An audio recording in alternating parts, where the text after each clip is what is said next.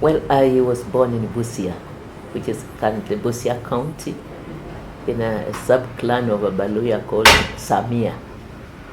Samia, both in Kenya and Uganda. My father is a Samia, Kenya. My mother is a Samia, Uganda. So I'm two nationalities in myself. My uncles are in Uganda.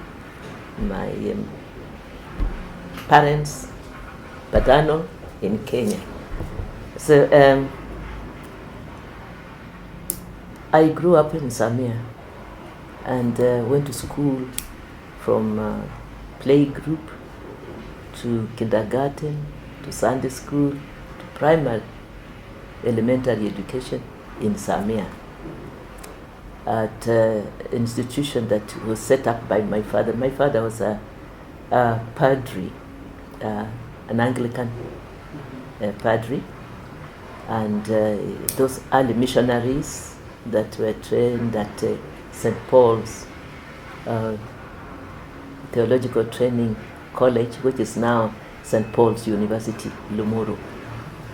And my mother was some of those early social workers. She also trained at the then Jean School in Kabete here. So both of them were educators. They were also missionaries. And so my father and mother set up play groups for the children in the area. They spearheaded development as they did in education and also spiritual leadership. So with the church, they set up the play groups for the children, and that's where I also went, and up to elementary school. And then from there, because we are then a church missional society, and our center was Butere Mission. So from Samia, we traveled to Butere. After my early primary education, we went to do elementary examinations. I don't know whether that is still valid in the current education language, but it's not there. There was an examination that we did after standard 4. Common entrance examination. So we left Samia and walked to Butere. I was barely, I think I was just about 9 years. And we walked about 60 kilometers on foot to go and sit that examination. I'll never forget that. It's a nightmare because it was far, it was treacherous, it was bruising, there was no road. We went through thorns. I remember I was pierced by a huge thorn in my ankle, the leg, and it was so painful. We crossed the rivers, and I was afraid of water because I've never learned swimming, but we managed to get there. And my sister, my immediate elder sister, and myself, we got there, and we sat that examination. There were also other children from our institution, the Sigalame Primary School, and it was at that time elementary school. But my sister and myself passed the examination. So we were called to go back and start our standard 5 education. So I did standard 5, standard 6, standard 7, and standard 8 at the Butere Mission Intermediate School. It was a boarding school for girls. Fortunately, I was one of those that performed very well. I passed my CAPE very well in the province and became one of the 8 girls that were invited to start the now Alliance Girls High School campus. There was nothing there. We came to a raw ground with the freshly put up structures. It was cold. Our next neighbors were the Alliance Boys High School, but their teacher, head teacher, Carrie Francis, was Kali. He did not want girls, women near the boys school. And it was like, we were being, his privacy was being invaded. But the missionaries of the Church of Torch, together with the other missionaries, Presbyterian, Baptist and Anglicans came together and decided that they must set up a high school for girls. The reason why? Because like bright girls who had passed CAPE at that time, we had nowhere to go. The only thing that was available to us was to go and do teaching or nursing, full stop. But the boys had Alliance High School, they had Mangu, they had Maseno, they had so many other high schools they could go to. So it was a blessing for this nation. At that time, only Margaret Kenyatta, the daughter of the late Mzee Kenyatta, the founder of the nation, had dared move into what they called the boys' sphere of secondary school. And she was admitted from the Church of Torch, Kikuyu, to Alliance Boys High School. And it was like history. People were hearing about this and it was not making sense. How could this girl go to boys' school? What's going to happen when she finishes? Where does she go? But then now others came and 8 of us were admitted to Alliance Girls. Then it was African Girls High School. African Girls High School translated into Alliance Girls High School. So we faced it. This nation had never seen so many girls pass Kenya African primary education CAPE with such good marks. And so we were like stars. 8 of us there. It was Julia Ojiambo, it was Edgar Chukia, it was Winfred Anyoike, there was Grace Ogot, not Grace Ogot, Grace Ojiambo was married to Douglas Ojiambo, who has been a vice chancellor of Moi University for a long time. And there was Edith, Lois Waruyo, later Waruyo. Rose Waruyo. And what's the other one? It was Wangare. The lady who became the first chief education officer of Nairobi City Council. I forgot her name. The name has just escaped. And there was Sarah Lukalo. Sarah Lukalo is the mother of Rose Lukalo, the journalist, the one who writes about children. Yeah. So then we set the stage for the girls' secondary school education, and we performed very well. From there, of course, opportunities again had to open for universities and colleges, post-secondary schools. Where would we go? The only institution that was here was Makerere, and that's where we all went. And the only other opportunity that was there was nursing and teaching for girls. And some of us were mathematicians and we were scientists. We went also for hard sciences and we wanted to excel in mathematics and education as well. The only thing that was open to us was you go to Makerere and do education, or you stay and do nursing course at the King George VI Hospital. So some of us, of course, Winfred Wanyoike opted to do education, nursing. So she went through that and had to go to England. Some of us wanted to do education. Dagachukia went to Makerere. Some of us wanted to do sciences and technology. We didn't know where to go. But then the Kenya government had also moved fast to think about the technical, the Royal Technical College in Nairobi as a constituent college of Makerere University. So when we heard about that, those of us who had the mind for sciences, we said, we have to wait for this. Others wanted to do law, but they went to Dar es Salaam. So we from Alliance, we all went different directions. I opted to do sciences, and I thought of technology was my thing. I had a lot of interest in things to do with physics, biology. That's why I really excelled. Nature studies, those are my things. So I stayed on. So which one did you take?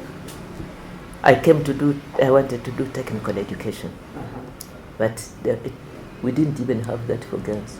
The only thing that was nearest for us was domestic science. So I opted to do domestic science because it gave me opportunity to do biology and to do chemistry and physics. So I joined the Royal Technical College and did domestic science. So we had opportunity to do sciences as well. And that has been in my interest that propelled me to becoming a biology teacher, a deputy, and an agriculture teacher at Kamsinga Boys High School, and eventually went into teaching of nutrition at Mulago Children Hospital in Kampala. And I was doing my own private research. I was interested in anybody who was doing anything to do with health and related to nutritional sciences. So there came that period where children and mothers were dying of kwashiorkor and marasmus. So I joined that team of professors who are in East Africa. There was Professor Jelif and there was Dr. Ward. And they were both at Makerere University in the medical school, but with the special wards at Mulago Hospital. So I became part of that team. I started to research and write, and got UNICEF and FAO to offer me fellowship to go to England to do my degree work in nutrition. Came back, I was picked up to teach at the University of Nairobi as the first African woman, a lecturer at the Nairobi then University, and researched on, qualified for another WHO fellowship to go to Harvard to study nutrition, to do Masters of Science in Nutrition.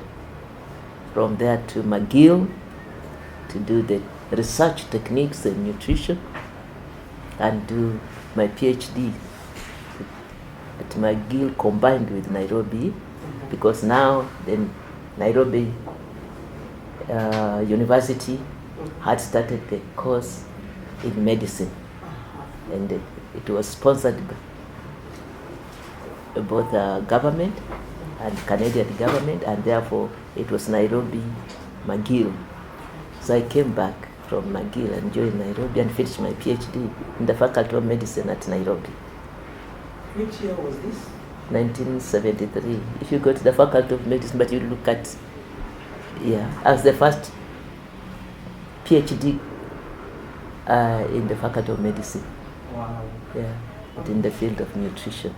Now, PhDs are nothing, everybody is carrying papers around. But we had to look for them through all those journeys.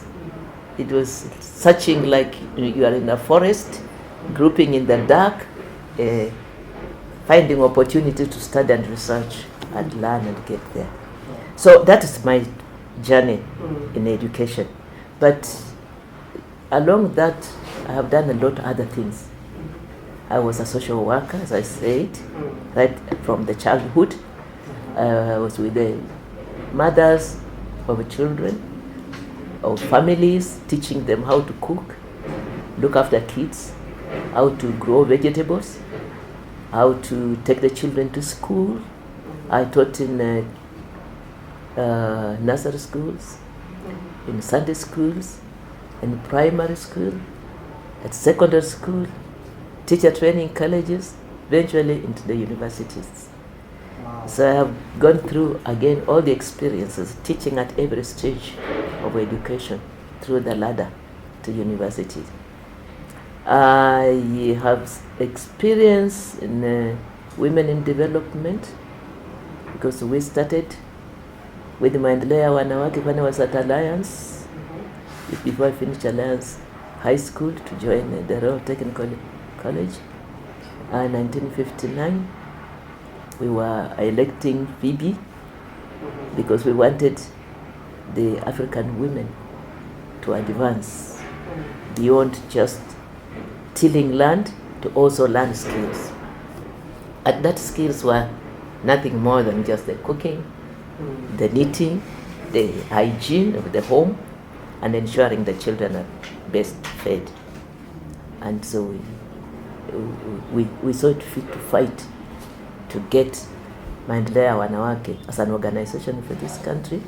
It existed in different format. It was a community development outfit of the colonial government. And then under that we had, I'm sure history has taught us about Priscilla Boao. She's a lady, great importance to us. She worked for colonial government as a community development officer. Now we saw a lot that the European women were getting out of community development program, which we as African women were not getting. So we wanted this also transmitted to our women in rural areas. Now as girls who are getting education and we understood what it meant, we also aspired and desired to pass it on. So we struggled to say we must get this together with the other women now in East Africa, in Kenya, Uganda, Tanzania, to get this translated into the lives of our own people. So we started women movements. Maendeleo ya wanawake came into being, and through it we started teaching the women how to advance and improve their home states. With it, advancement of women would not have come without leadership of the women. So we started East African Women's Conferences. The East African Women Conferences brought us together. Now this also happened to have taken place at the time the struggle for East African countries' independence was at its highest. Uganda, Kenya, Tanzania was all paving for their own leadership. And of course, the women also felt that we are part of that struggle. And how are we going to participate in it? In Kenya, women were already in the forests working. There was captains taking food to the freedom fighters. That's not enough. They're bringing up families. They are responsible for looking after the families. But beyond that, the men who are going to school in great numbers. The women were still behind. And the language of taking governance of our nations into our own, under our own control was coming, and was very heavy. And the women also felt, but how are we going to participate in this? The men are preparing themselves, they are getting education, women are not getting education. So how do we get there? One way was to come together as leaders, the women prominent leaders, and we were very lucky that we had at that time prominent women like Maria Nyerere, and it happens also to be Maria Obote. And in our own country, initially our leaders were still in castration, as it were. Is it a castration or concentration or concentration camps? Our freedom fighters were in Lodwa, imprisoned there. So out of maendeleo ya wanawake, he said we must also struggle to get a voice heard. Maendeleo ya wanawake women came together to go to Lodwa also to campaign for the women to come for the release of our leadership. And that was a group put together by Ruth Habwe, Priscilla Boao, who got them the government, because she was in community development, got them Land Rovers, Margaret Kenyatta, the daughter of Mzee, leading. Esther John from the coast. I remember said Ruth Howe. Esther Jones. Jones. Yes. And Phoebe Asio. There's Ruth Vuia from Western. And the women also traveled to Kapenguria to go and add their voices to the national voices that were demanding that Mzee Kenyatta and his teams be released. So we struggled on. The East African Conference became a big educational center, and that's what sharpened our thinking. I cannot forget when now we were nearing independence in the 1960, 61, 66, 61, that the Kenya We Want conference took place in Limuru. Kenya World Conference. The Kenya We Want. Kenya We Want. Yes. Just before we got Madaraka, the leadership said, now what? We are saying we're going to get our independence. We want our leadership. What is it that we want? The Kenya we want. So the women now, because we had been talking together at the East African Women's Conference, we were able to organize ourselves to go to Limuru. And I remember at that time, people like Vid.2 of Tanzania. She was very vocal in Tanzania. There was Lucy Lamek from Tanzania also, very vocal. And here in Kenya, the team of the women that I mentioned, we were ourselves, we were just graduating with our certificates, diplomas from the colleges. I had just graduated from the Royal Technical College with my certificate of diploma in education, and others are graduating from the University of Makerere, others now from Dar es Salaam. We were used as secretaries to feed into the language that they wanted to write in their documents, the record keeping. We were available to support that structure. So that also adds to the history of our social welfare and advancement of women participation. But that does not end there, because we continued. As we finished Nairobi, we were employed. I was employed in East African Railways and Harbors as a principal welfare officer. I was also, then that gave me opportunity now to really relate directly to the children and the mothers. My specific duties were to supervise women and children programs over the network of railways and harbors, meaning that I was in the ship that went around Lake Victoria. I was in the railway line going around the whole East Africa. I was on the roads, ensuring that all the workers on the roads were looking after the welfare of the families. So we continued like this until independence time and post-independence time. The women started being seen in development, and our government now was able to go to United Nations in its own right, the African government, under our first president, Mzee Kenyatta.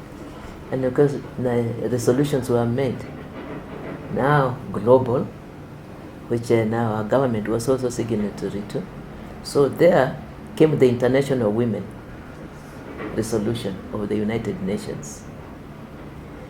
And that is a turning point for our women in development in this country. Because at that time, there was no mention of world women in our developmental documents in the country, government policies. And I remember I had just been elected to parliament and been appointed the first assistant minister. And the first job and challenge was I was given the portfolio of women and children under social services. Which year was this? 1975, 74, 75, end of 74, beginning of 75. And there this resolution comes. So I remember vividly that Undersecretary, then Assistant Secretary to the United Nations who had been appointed to lead the nation, lead the women, the conference. It was called Shahan. Shahan, she was a Filipino. Shahan. I can't remember how that we just called her Madame Shahani. Madame Shahani came to our government with a document, a resolution from New York, and gave it to Geoffrey Karithi, was the chief secretary at that time. And of course, Geoffrey Karithi took it to the cabinet, and when it was approved, the cabinet brought it back, and it was given to me to translate into programs for women and to ensure that the Kenya nation participates. And so we were now picked up on the rail, and we started moving with the rest of the world. So under me was Terry Kantai, was my CDO, a senior CDO in the ministry, Department of Social Services. So I handed over Terry Kantai, "Oh, take this, let's move."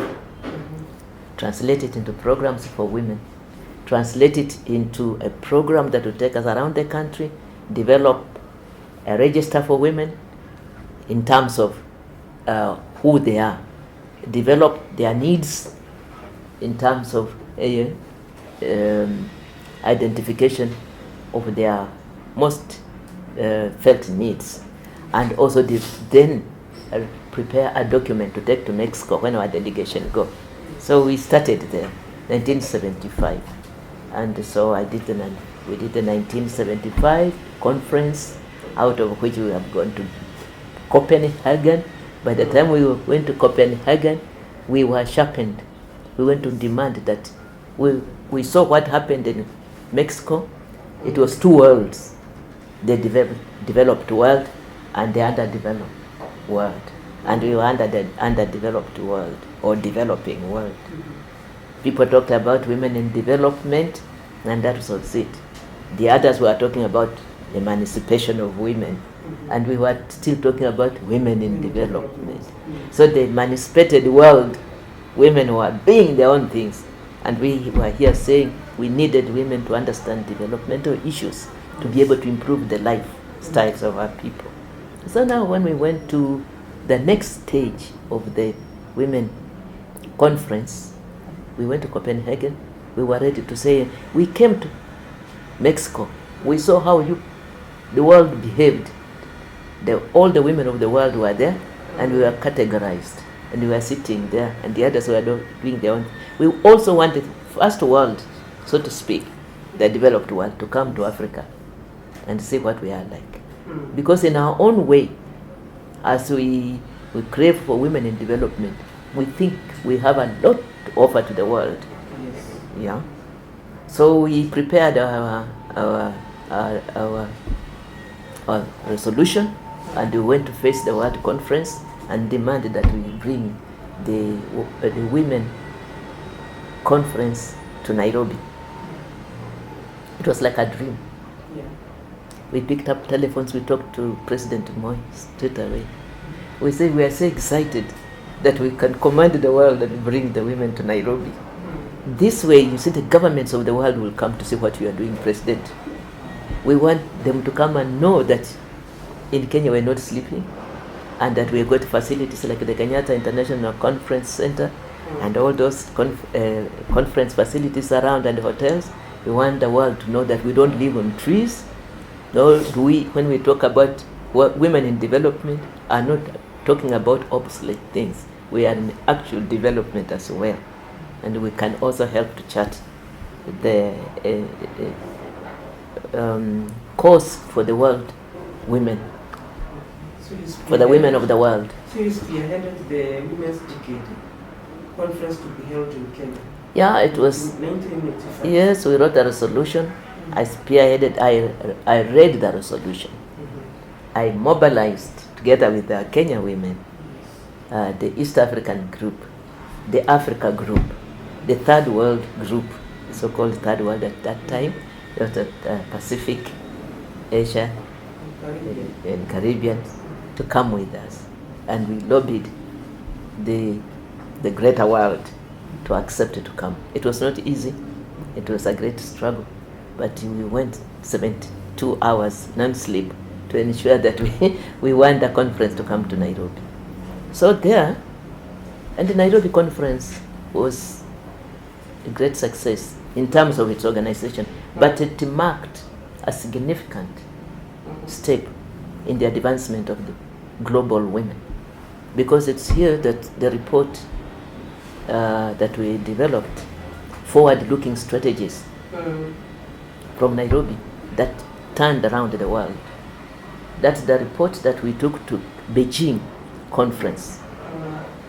And out of it, the world developed the plan of action for the global community. And that did not only now touch on women, it was on families, and therefore development of the human being altogether. And it is brought about a different understanding, because the women have been involved in development, they have been involved in engineering issues, political engineering, social engineering, and cultural engineering. We intermingled, we understood our challenges as the global world of human beings, and no longer Africans, no longer Asians, no longer Europeans, but that our global issues were common, and therefore it was one village for us as mothers of the world, for us as women of the world, and the daughters to come. And we have seen great things happen. So that's the cause that my involvement in social welfare led me to, besides the politics that grew out of it. Because all that spins from development, and development is again political engineering, isn't it? And you have to be there to sit on the front. At Beijing, we convinced ourselves that we wanted to sit on the front line. Yes, around the tables. If it was sitting in a hall, that we sit on the front line. If they were sitting around the table, that we are part of that group that is sitting around the table, not behind. So those are the resolutions the women made at Beijing, that were very harsh but real. Yeah, we had the world women. Gold Mayas were still alive, I think, and this lady from Pakistan, that's her name, Ben's, the lady who was killed. Oh, you can't. The vice president, she was the president of Pakistan, a lady. Ben Busa. Oh, her name is such a nice name. Okay, we'll find it later. We had, at that time, in Uganda, they had a vice president, a woman. In 1985. No, in Beijing, 1990. 85 we were in Nairobi. Yeah. In 1985 we were in Beijing. 5 years later, 10 years later we came. 95.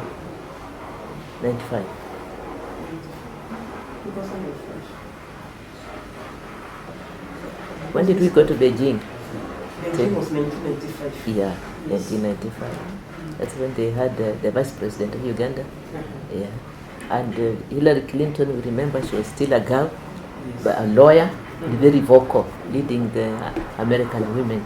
Now we started working in close relationship with strong women like this, from Arabian countries, from European countries, from Scandinavian countries, and the Beijing platform of action has helped us a lot to advance women in education. Back home, of course, all these things were translating in our own lives. That when I went into Parliament in 1975 and was elected, was appointed the first assistant minister, woman in the government, I was like a cartoon on a stage, alone. You know, people are seeing me almost like, you know, who is this dancing on the stage? From all directions. And yet, you know, I was expected to be in Lamu, to be in Pokot, to be in the Randili, to be everywhere, to be in a mosque and be in church. There was nothing that I was not expected to touch. And there's no sublocation that I was not one needed to go. So I kept running like that. When I say I was like dancing on the stage, it literally, not that I was sitting in one place. It's like I had to be seen by everybody. And a really challenging opportunity that I had to be seen and be felt by everybody. So, and of course the government also expected me to play the role model. So I had to reach the traditional village and talk to the elders. Go to Pokot, Marakwet, and sit with the elders. Go to the Muslims in Lam and sit with the imams and sit with the mamas. Find out the reason why, what is happening to them in their communities, happening, why aren't they reaching certain opportunities in development. Sit with Muslim elders in the mosque, maybe where the women had never stepped before. But I was given that opportunity to do that for them. Mzee Kenyatta expected me to reach everywhere and be an example to all. And I did that with a lot of speed and God's strength. I look back and say, well, if I was given, would I today have the same capacity to do it? But it was like lightning. We went around the country. And I look back that we were able to initiate different systems, that we started the policy on women and women groups, which today has been taken for granted. The women Harambee self-help groups, Terry Kandan and under our ministry did that to ensure that all of them are registered and funded. At that time, money was available. We got a lot of donor support from Swedish embassy, from the NIDA and other European communities. And we were running to communities with a little check. Start your poultry project, start your dairy project, start your vegetable growing project, put yourselves together, buy a plow, apply for yourselves, do your little dispensary activity. And we were touching on everything. On children's play groups, we encouraged those to start the children to sit together, so they, out of there, they could go to pre-primary and go into education system. Encourage parents to get the children out of the homes. So we did all this as part of our education. Yeah, so I don't know what else you want me to say, which now, because it's now becoming too broad. General. Are you focused? We are still, I think we are also trying to capture different information based on the chapters as we proceed. Okay. And I'm looking at, were you ever an executive officer of KANU? In KANU? An executive officer? Yes. I played various roles in KANU. Yeah, as in my own right as a politician. I was a KANU youth from 1962. You know, the day KANU cow at Githunguri merged to become KANU, We were little girl scouts watching what was happening. Later on in the early 60s, Tom Boyer put us together and put us into the Kanu Youth Squad. So I picked up my political interests from there. So, but later on when I was a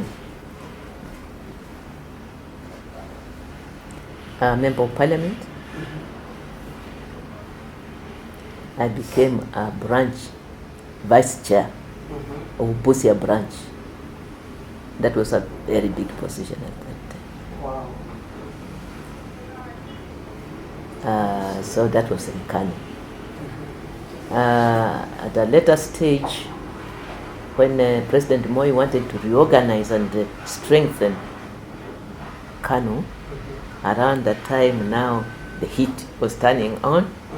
People were starting to look for multi-party democracy in this country.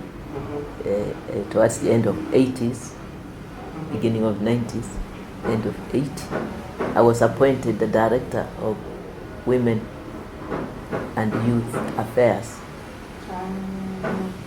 in Kanu. And I did straight 10 years almost, and brought together the systems of the youth and women groups, the leagues. And that was the time we really passed on a lot of political education to our youth and women in this country. It was one party system, but and the system at that time was that nothing else existed. It was one voice, one government, and one party. But then we also had a very strong network. I say the women had been watching what is happening through the East African Women's Conferences. They had seen the independence camp. They have now participated in women groups. They have developed themselves. They are able to manage their own NGOs. So our women had gone to universities. We were part of the university system. I was the first chairperson of the University Women Association in Kenya. We had brought up that group. The women were able now to know what is democracy and what was discrimination, political, economic discrimination, and otherwise. So they also now wanted to have their own groups. So much as I was in Kano as the director of women and youth, in that very strict environment where you don't talk to NGOs, I had a lot of interest in NGOs. My colleagues were all in NGOs. Yes. They were all in universities. I had to continue talking to them, and they also sharing with me. And even for me to be able to initiate programs, I had to go back to my university colleagues and go back to my NGO groups to see what is happening. So I could see what was happening outside. So from within Kanu, we started also to feel that there was a need for Kanu women to relate to what is happening around them.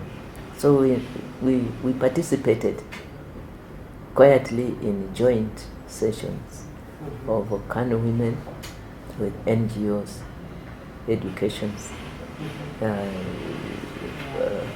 political education, voter education, and we sensitized them to their rights also to seek to be elected, not just remain the women's league, but also out of women's league now you struggle to get into the mainstream party organ, and out of there seek to be elected as a councillor or a member of parliament.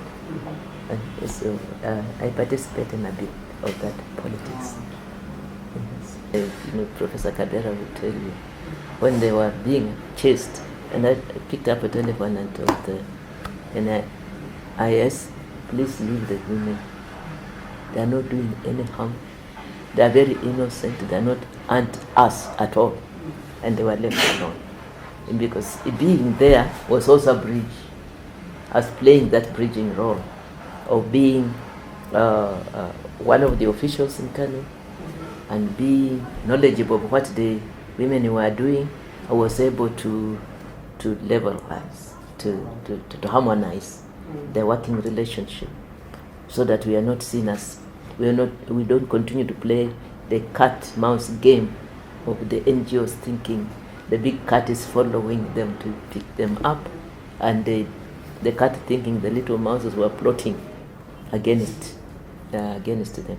So it was a bit difficult. It was a difficult balancing act being there, because I also risked being thrown in jail, yes, and being called a traitor, and oftentimes, and I lost a lot of maybe opportunities to enjoy, because I became an enemy on both on this side.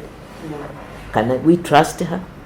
Sometimes I got no support, financial support for my programs, because I was seen as using the money to promote bad activities. Yeah, so money would be withdrawn from my directorate, so that my programs ground. I don't reach out.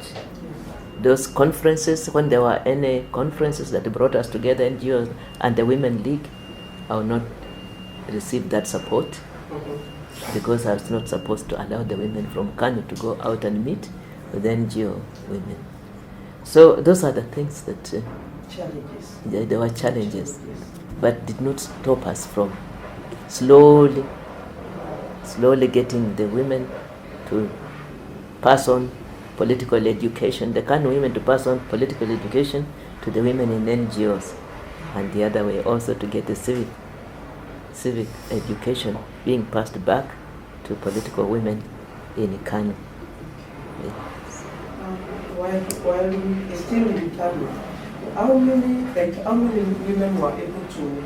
Can you remember any women that were able to contest during that particular time when you were in the office, in the Kano office?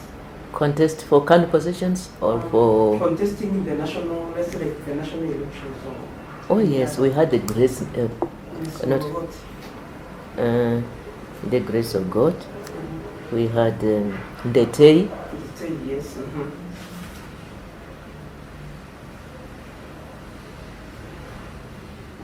Yeah. A lot of women came into parliament. Yes. Nyiba Mwendo was during my time. I went with Nyiba Mwendo in 1974. We were elected to parliament during the same time. Phibias Yo came after us, and Grace Onyango had been earlier, 1969. Grace Onyango was elected. I was still at Harvard at that time, and I felt challenged. I said, why should I sit in the classroom when my colleagues are struggling this hard? And I was now seeing what the women in the Scandinavian countries are doing, in America are doing, and everywhere. They are sitting in the congresses. And here, when Grace Onyango made it to parliament, it was like, can a woman do it? This one was probably just sent by Ogingo Dinga, or somebody preferred her to just go. They could not understand the pain that this lady had gone through to campaign on her own, because she had tried it and became a mayor. And she used the same strength. Try it now and try hard and see if I cannot break that glass ceiling. And she did. And so for us, it was a big challenge. It was to catch up with her. But it inspired us. In 1974, I was able to come in. Nyiba Mwenda came in. And she herself had 3. And then we found the president now nominated Edaga Chukia and Jemima Gejaga. And the parliament started to see and feel an increase in numbers of women. So all these ones came from Kano? Because at that particular it was only one. Kano was Mama and Baba. Your food and breath and everything. To be active in Kano was to be nominated. You had to be very active. You had to show an interest in the chama. You had to actually be very close to the working system, and also be seen to be contributing. For nominations, you had to be seen in the policies of Kano. If it's education, if it is whatever, you'll be seen to be there supporting. But if otherwise, to be elected, you had to be in the Kano system and participating, like some of us did as youth leaders, as a group activists, and therefore your own teams then elected you. Yes. Professor, how did you manage to break that glass ceiling that really pulls many women down? They try, but at some point they are brought down. How did you manage to break that glass ceiling? I think it comes from an internal strength. If one just borrows it and says, "Come and support me," that kind of thing, it will not take you there.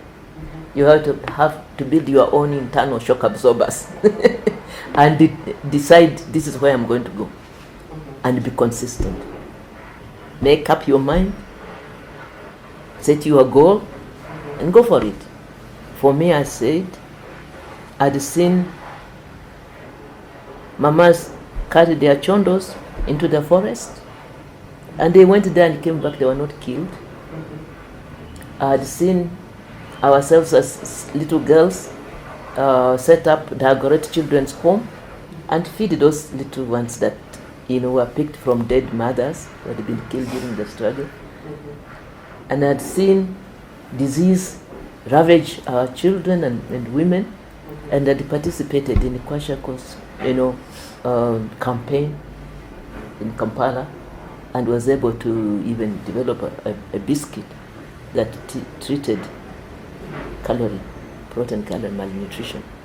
Then you see all this. What is it that I can't do? What is it that I can do in the classroom that I can't pass on to these people? When you see, like me, when I now was a senior lecturer, then I said professor rank, then I was saying, I can stand in the classroom and articulate all this. My people outside there are dying of lack of knowledge.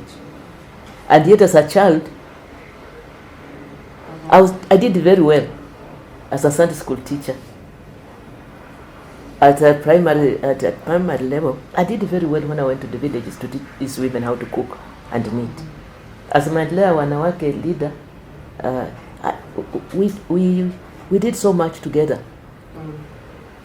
As a supervisor of East African women, a supervisor of East African railways and harbors, I talked to the general managers, and I talked to the leaderships of East Africa.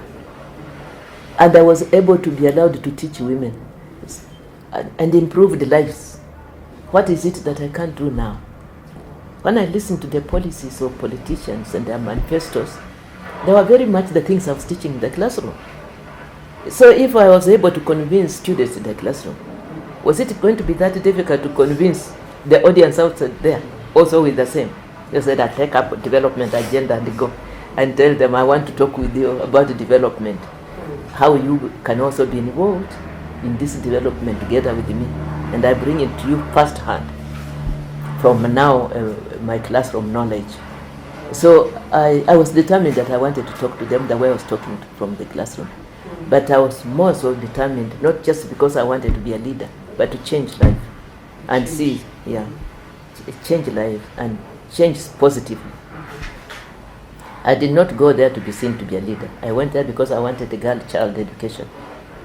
I wanted to get rid of the ravaging diseases. And I wanted to be there because I wanted to improve the face of the family. And those are things that took me there. I thought about water, and I thought about these dispensaries, bringing health services together, and thought about helping to bring education nearer the girl child and inspiring the girl child to go. There were very few of us who had gone through secondary schools, high schools, and gone through the universities, and now sitting in the high positions teaching in the universities, and teaching a few. And yet there are many other lecturers in the universities, but very few of our caliber outside there. Yeah, even to play the role model that I was plunged into when I went into parliament and I was appointed assistant minister, and I was told, you go and present yourself in front of the elders. So the elders would ask you, are you the Julio Ojiambo we hear Mzee Jomo Kenyatta appointed into his cabinet? So I say, yes, I am. You see the eyes open. What makes you believe that you can sit in the cabinet? I said, but I'm sitting there already. Yeah. Can you sit in Dingira? I said, yes, if I'm invited, I'll sit there and tell them what I want them to hear about themselves and our villages and our children.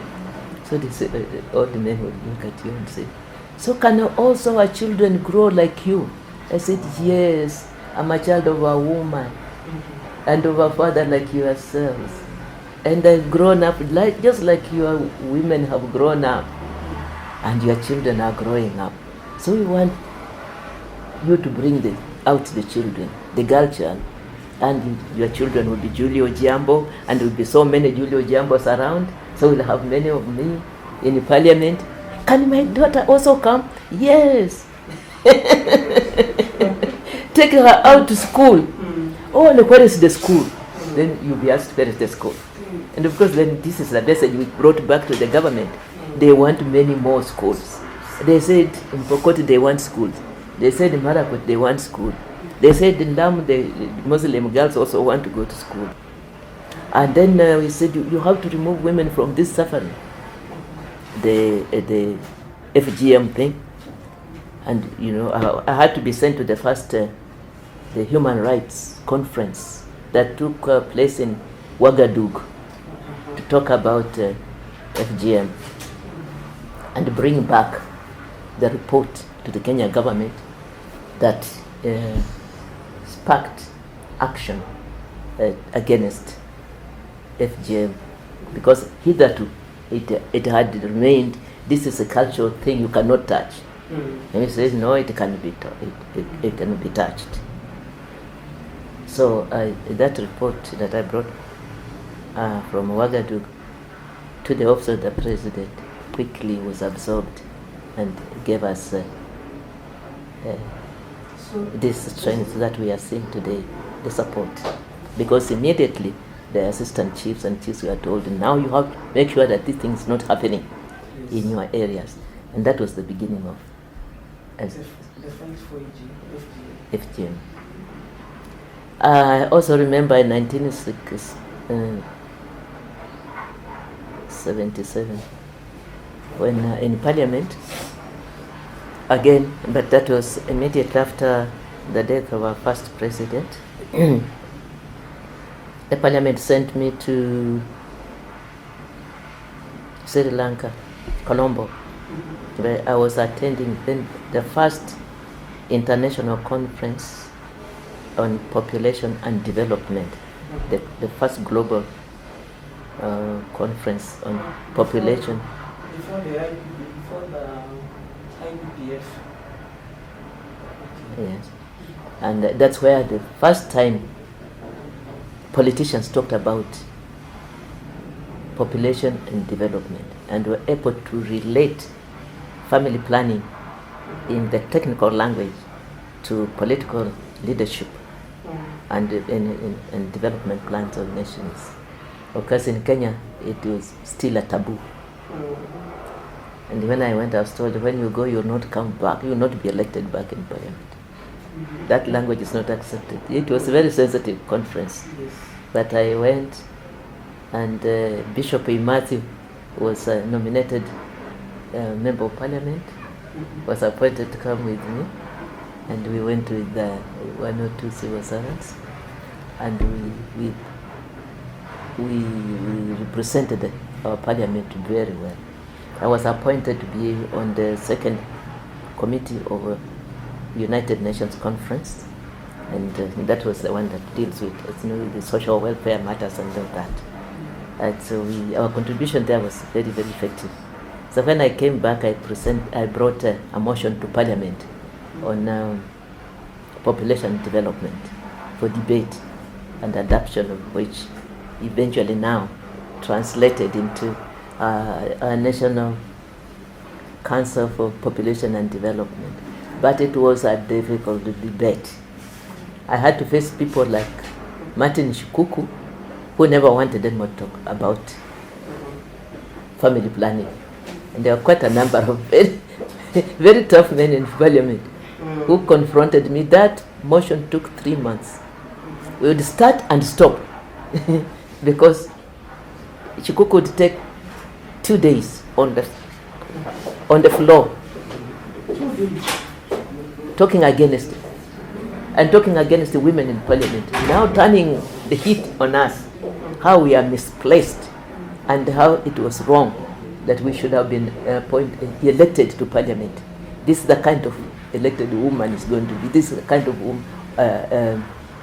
attitude the women were bringing into parliament. That kind of thinking that we are turning the family upside down, that we are bringing untouchable topics into parliament, that we are becoming arrogant as wives and women. When we talked about family planning, it was very difficult. But that debate went on, and finally the motion was adopted. So some of the challenges that I faced. Still looking at you as a political party leader, you are where you are the leader of Labour Party of Kenya. So we are looking at Labour Party of Kenya in terms of boosting women participation or enhancing their participation. What strategies can you recall that you've put in place to ensure more women are put in positions of power? I'm happy about that question because I'm happy because I formed the Labour Party in 1998. And our first constitution of the Labour Party was the first constitution of political parties in this country that had written in it 50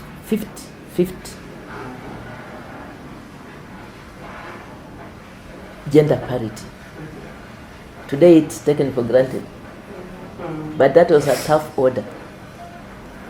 But we wrote it in that it was important that equal participation of both gender be considered in the political or participation and engagement of national politicians in parliamentary affairs. So for us at the Labour Party, that has been our stand. Okay. What is the situation now? Continues up to now. And that's why I have remained maybe one of the longest living woman leader of a political party, because that's strength, and the party believes that women must also lead in political leadership, but also more women be attracted to form that equality or equity proportion that we are looking for in political governance and also in management of our national affairs. So for us, everywhere we go as a Labour Party of Kenya, we talk about haki na usawa. Yeah, meaning justice and equity. That, many women are not also able to participate because of their financial situations. Correct. Many of them cannot go through the nomination because they cannot pay. So what measures have you taken as a leader of the political party to ensure even that poor woman in the village can contest for an MCA position within your political party? We would like to invite them all to come to Labour Party. And we keep saying it's a worker-friendly, family-friendly, women-friendly and youth-friendly party. We look at the leadership, and if this is a candidate that we see is promising and is real and is genuine. You know, candidates at election time can also be fake. Yes. A number of them are fake because they think that when you announce that you are a candidate, somebody is going to give you money. But we look at that Meru woman like you have said, Yes. that is genuine leader, and you look at how the community value, That, we will give her a ticket and we'll support her. Okay. We, of course, wish to add that our voters must also change attitude. We at a political party, we are moving, we are offering that space. But our voters will go to the same woman and say, usiponipa, siwezi kukupa. Nipe, nikupe. Yeah. So if they are holding their card, their voter's card, and they are telling this woman, give me chumvi, sukari, pesa, leso, sabuni, ndio nikupatie kura. And yet, this is the leader who is going to go out to the county and demand of those billions that are going into the county to come to the village and benefit all the villagers, including that person who is holding on his card or her card and refusing to drop it in the in the ballot for this lady to become their leader. So we have that unfortunate demand from our voters that is hindering our realization of our desire as a political party, because we don't have money to give to our candidates to go and bribe. That one, we don't believe in it as a Labour Party. So do you have like political education whereby you are able to reach out now to your members to be able to discuss with them the importance of electing this woman even without resources as a political party? Yes, when we have identified our candidates, because we can't just go everywhere, the country is too broad, we are small parties well. And those who have accepted to come with us, when we have confirmed them as our candidates, we come to their areas and help her talk to the voters about our policies. We invite her to come and join us and join other candidates from elsewhere in the country at our party forum for women or for youth or for leaders, where we talk about challenges, where we talk about how to face those challenges, and we offer advice on how to go about reaching NGO funds if they are there, reaching training funds, reaching opportunities for security measures in campaign, and reaching opportunity for support, encouraging them to work with the families and their friends to strengthen their effort. So we use all the means available to us to assist the candidate to pick up strengths. Professor, tell us about a little bit about your role in constitution making in Kenya. A role in constitution making, yes. This constitution talk started with us and is ending with us, but it is continuous, so it will not end. Yes. Because it's a dynamic document and will continue to be revamped and maybe amended for generations and by generations to come. Yeah, we are praying that this nation values the constitution. It continues to guide us. Other countries have thrown their constitutions away and let their nations fall in disarray. We started with the East Africa Women Conferences and the Kenya we want. And that spirit of the Kenya we want, it is urge in us to see perfection. Although, you can't achieve perfection, but it's a good thing to desire. Yeah? Yes. Because it sets a goal for quality standard. Yes. And it's the standard that the Kenyans set for themselves in the Kenya we want. So we continue to crave for the Kenya we want.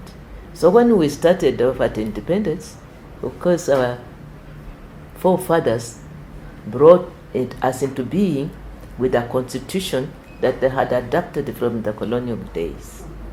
They had to go for that at Lancaster in London and come to give us independence with a constitution from the Madaraka Day to independence. Jamhuri Day, we had our own constitution. And that constitution had brought us up.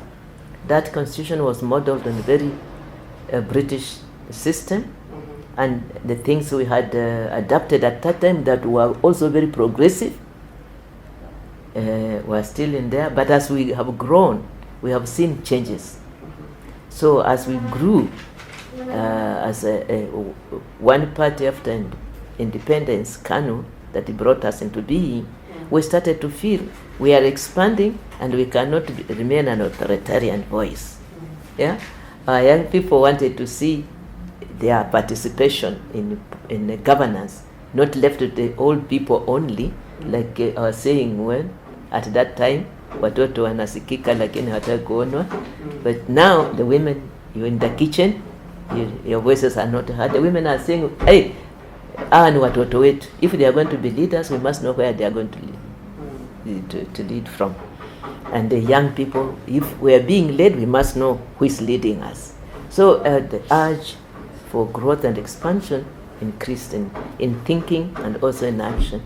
So our constitution started to develop, weaker areas in it, and Kenyans demanded that they see change that will improve quality of leadership and quality of their management of state affairs, and the quality of improvement in education, and the focus on the future. So we all participated in that. And then, of course, if you can remember, the mid-80s, the multi-party struggle comes in, and that even calls more for change. Change from one-party system to multi-party system. And as we move into the multi-party system, after we had achieved that, it did not just come, it was a fight, it was bloodshed, but we moved into second liberation from the first constitution. So when we move into second liberation, the women also said, we must participate. This is our opportunity now. We have been kept out of this. We want to be in the front line. We have gone through the Women Decade Conference here in Nairobi, and we succeeded so well. We can continue to talk around the tables. So we also wanted our space. The women groups came together with the women movement to seek to participate in the conference, and we together sought to have a third of women representation on the conference from the district level. Those days they were districts, they were not counties. So when they were forming the district groups that were coming to the Bomas conference, we insisted that they come with the women third representation in the groups to the Bomas conference. So we found a number of women participating at the Bomas conference. That was very effective. The women who came, there were only a third who were able to sit together and shape the human rights chapter. And the women were very vocal because they carried in it all the things that we had experienced. The women had opportunity to bond together. They had opportunity to reflect on the past. They had opportunity to reflect on the future. They had opportunity to reflect on what goes on around the family and in their society, that touches on their husbands, that touches on their children, opportunities for themselves and for the future. And we participate, and we made a lot of contribution to that chapter. There were times when it was very difficult, like when we finished the Bomas conference, and a stalemate set in. Nothing was going to happen for a long time. We in the women movement, Professor Kabira included, myself, Gilu was the other. We had to jumpstart. The men were dilly-dallying. We looked around, how do we start this thing? We cannot have come all this way only to let it die out. Yeah. So we found it necessary to reach out to the spiritual leaders to come and help us to jumpstart it. So we woke up and said, how do we get there? Pick up a telephone. Ring Archbishop Gitari. Ring Nding Mwana Nzeke. Ring NCCK. Ring El Saidi of the Muslims. The Muslims. And we had to go out quietly and reach these men of God, to bring them together.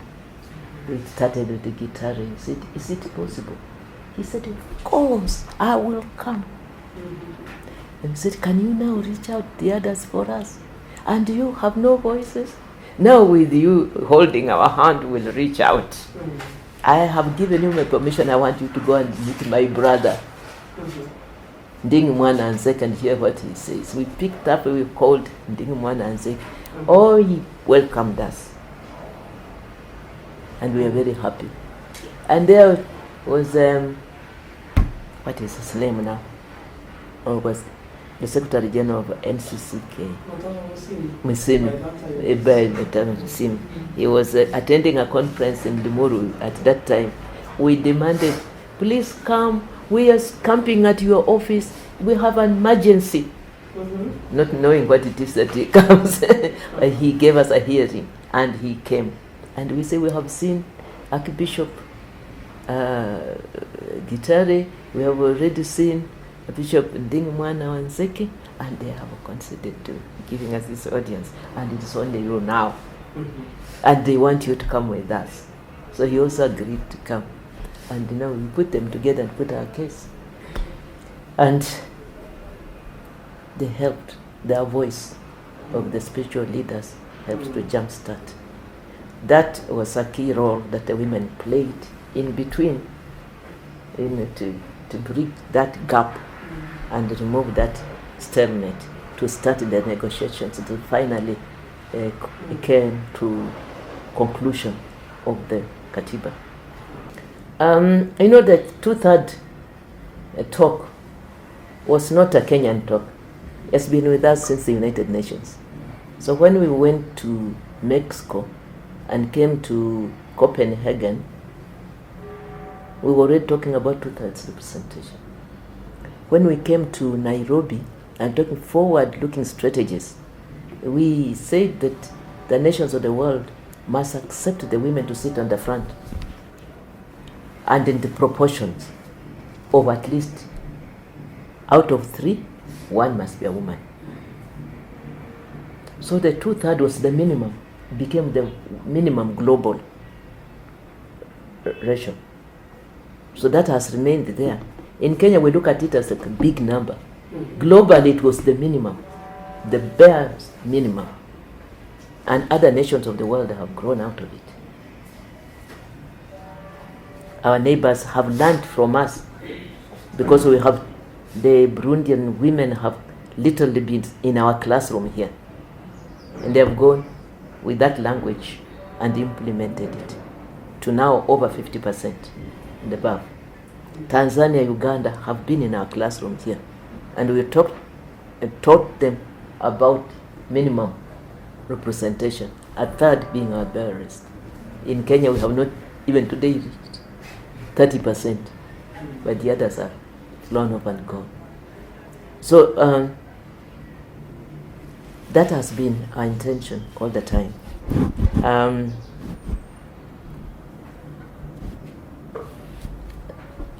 When I was in the ministry, so we planned when we were doing the women policy, we wrote that into our documents.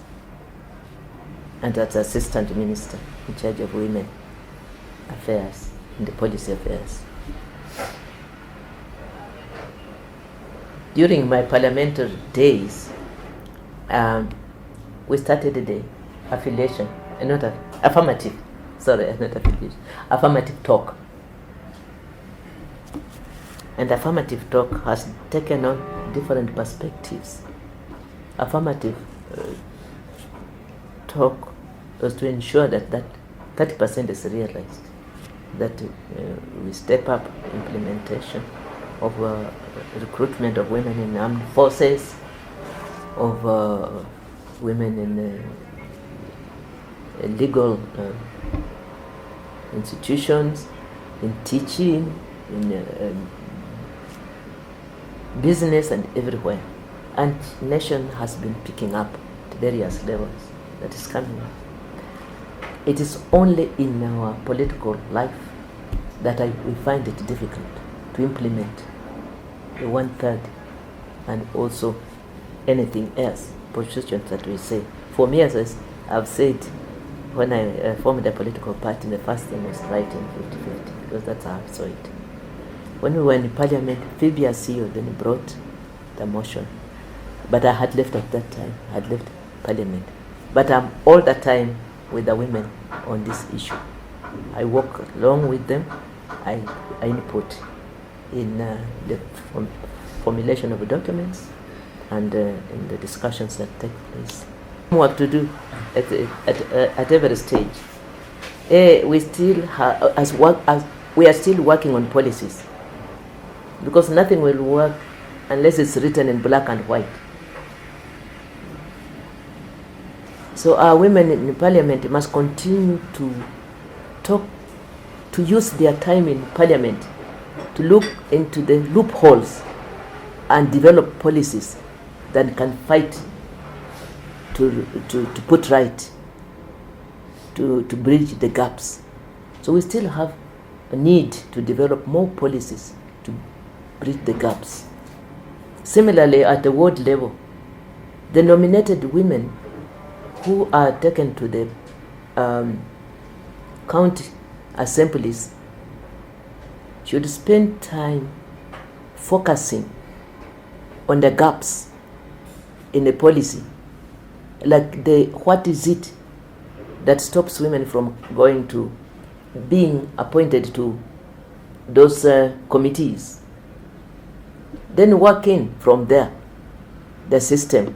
Is it because maybe most of our women here are go to church, and church does not elect them into there, or they're in women groups, but they enter there, they don't realize that from women groups, we can say that every strong group must bring a representative to participate at that forum. And if they are there, then they cause a critical mass that can also vote an issue and make it a reality. But if they continue to stay away, then there's nobody speaking for them seriously in front there, and therefore they continue to suffer minority situation. I'm looking at nominated women both at Senate and even then at that's where we have majority of them. In Parliament there are also many. Yeah. Parliament. Yeah, there are many. But now you see Around 68. yeah, the number is big. I would have wished to have had a lot more of these women sitting together on legislative matters. Because the men who are elected or the women who are elected are busy on developmental issues. Don't have time to sit here and correct law. And that's where we will not succeed very much if the 68 sit here and go out of Parliament after 5 years, and we still have weak laws existing that bar them from participating in CDF funds. My take would be that it's good to have them, because I'm part of those that prayed and were very excited when we got those 47 nominated positions, yeah, as affirmative action. When we got those very many nominated positions at county assembly level. But what they have done when they are there, also, it's not in my preview, of course, to comment on, because I've not been there, so I don't know why they have not achieved so much. But I think their presence there has helped to also awaken the community to the fact that the women can sit in the county assemblies, that the women in large numbers can be in parliament. That's a beginning. But now I want to challenge those who are going to come in as next step, now to take legislation very seriously and tackle the constitution areas and the policy areas that hinder the women from achieving their potential in matters of economic disbursement, funds to economic programs, like you were saying, and also participating directly in ensuring that if funds come to a constituency, that they be part of the system that ensures that this amount is going to the children, this amount is going to the women, this amount is going to the elderly, this amount is going to the disabled, people with disabilities, this amount is going to our common issues, road, health services, water, environmental programs, air pollution, afforestation, and all. I think it should be a forum for all of them to participate in. I hear a lot about CDF money being allocated by one person, elected member of parliament only. And I think a lot of debate has gone on over that one.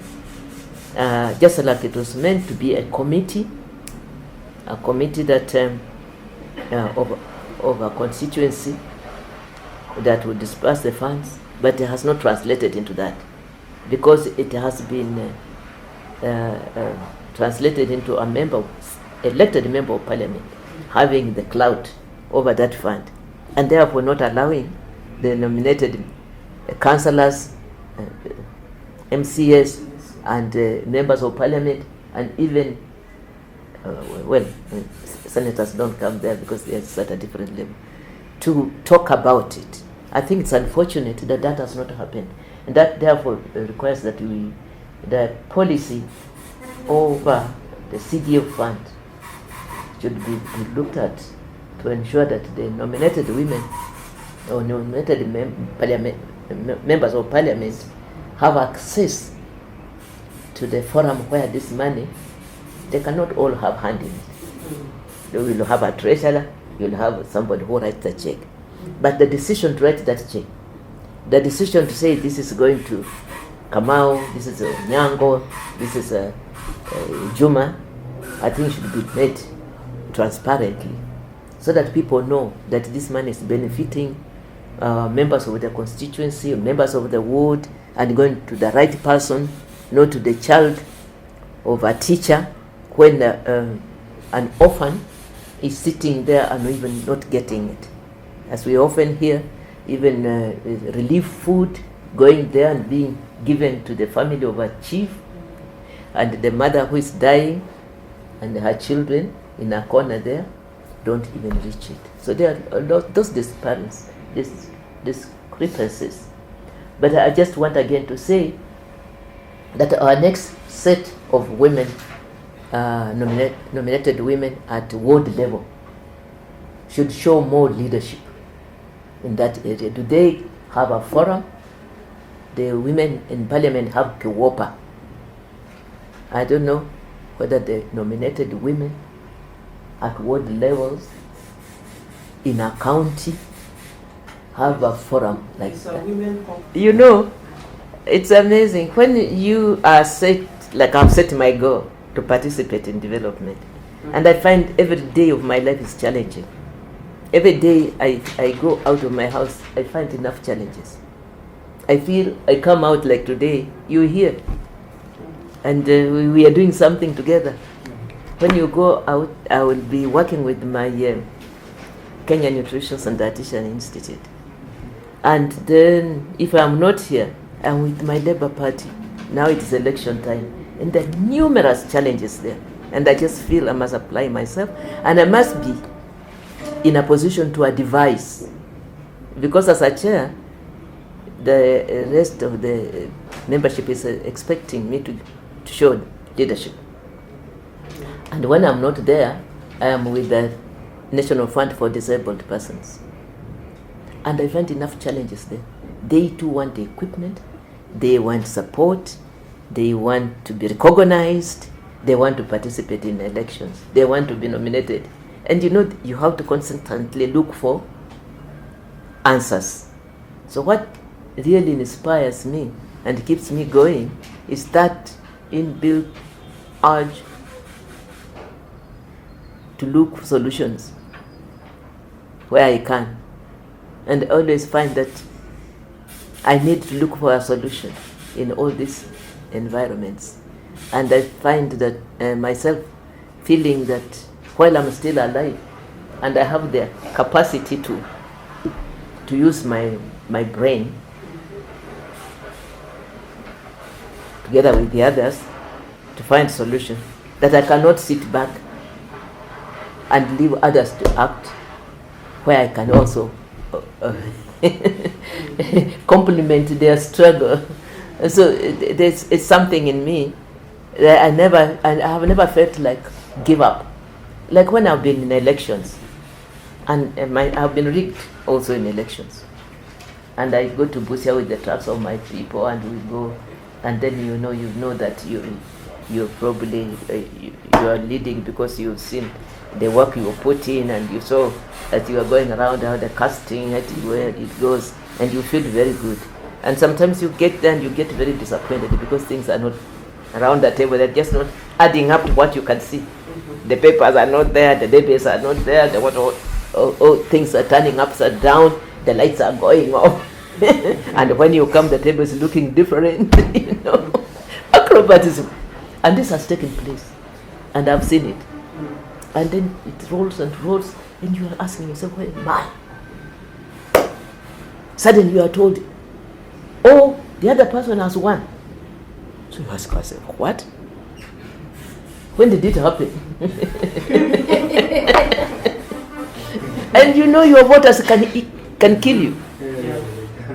And the people who have been with you on that trail, they have gone without food, they have left their families, they have sacrificed their resources, the pain.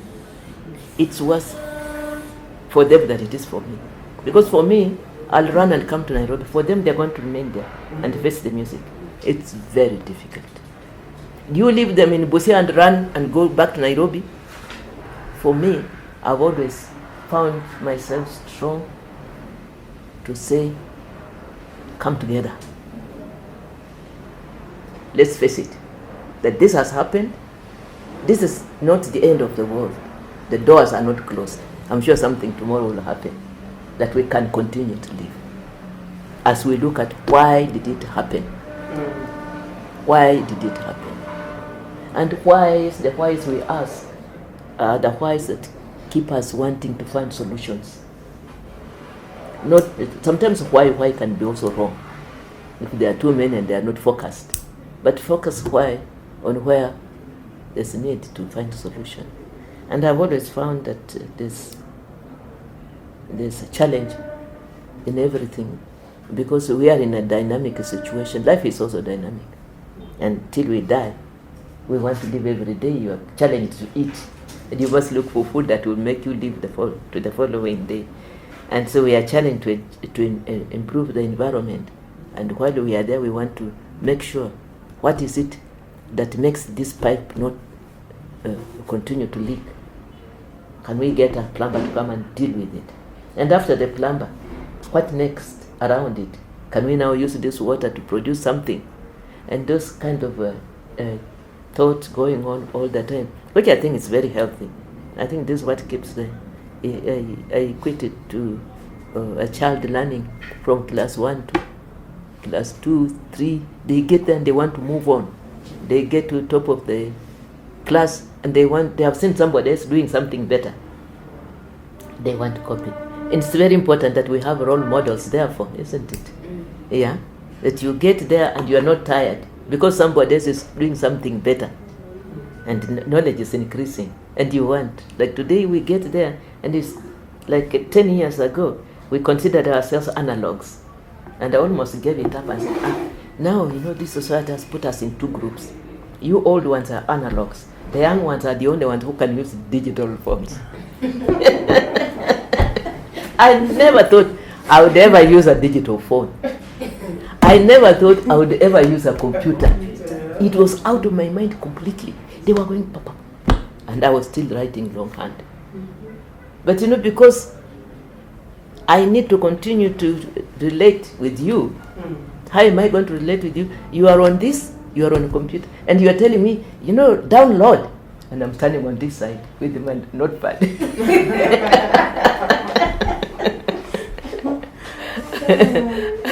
So that intrinsic factor in us, which I think, I don't know that I would say that is it's specific to individuals, and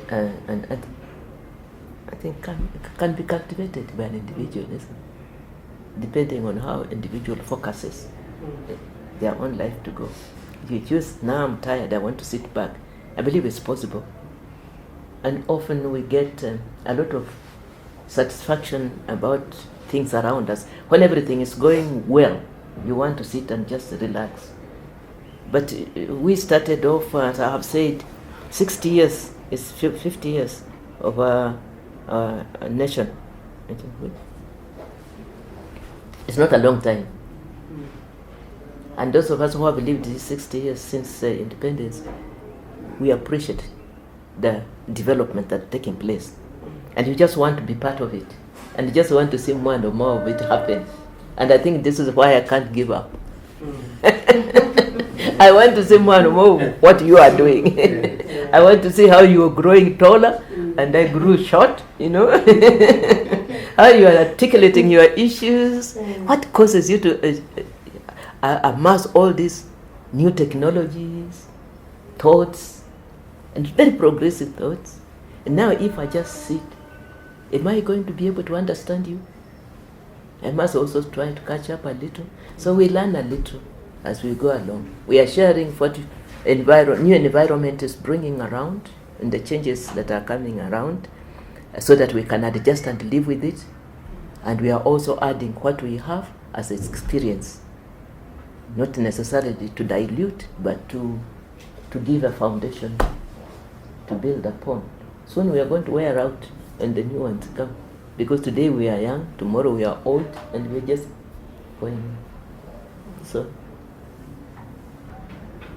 I can't say that we had resources. But even those days, the resources we had were adequate. They were very useful, they were just adequate. Today we have also moved quite a distance apart. Now the women in Kisumu are suffering the same issues from Bora, from everywhere. Now when you say you come, let us meet in Nairobi, the Bora women will tell you it's too far. The Kisumu women will tell you it's too far. So for them again to come together, the distance has separated us. And then, like I said, the demands is different. In one day we are doing too many things at different quarters. So we cannot find time to sit together. But what is even more important is that our political setting has also changed. Now women belong to different political parties with ideologies, and we still have the party jealousies. So your party policy will be such that, you must win the maximum in your own party. So you stay with us and work within us. If I see you going to work with the other group, we'll say you have defected. Yeah? Or you are a mole working from within. You are destroying us. You work here and then we see you talking to so and so, our enemy. That kind of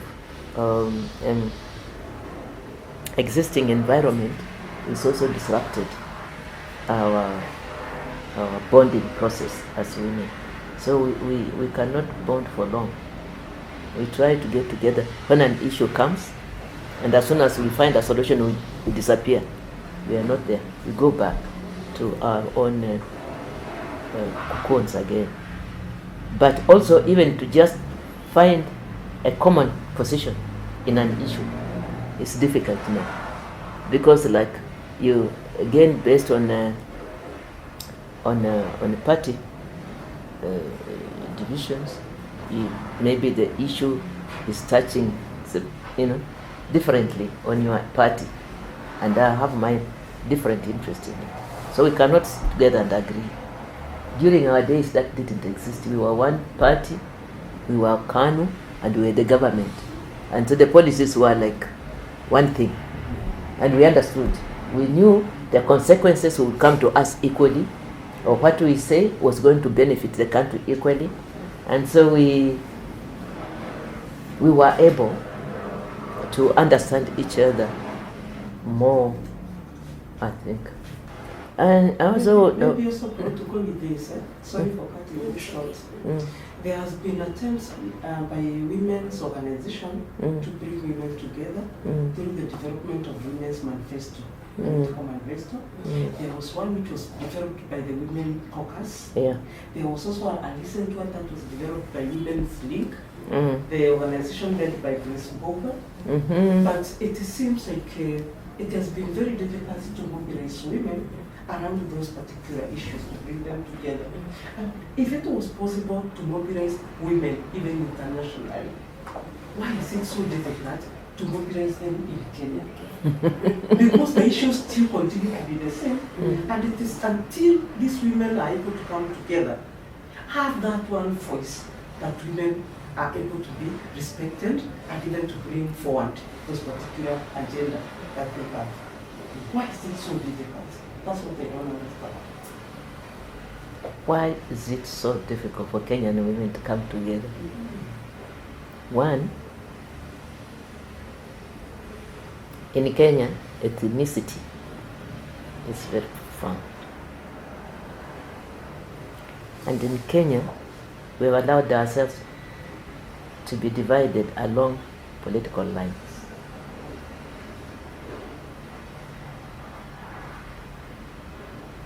When we started on those women manifestos,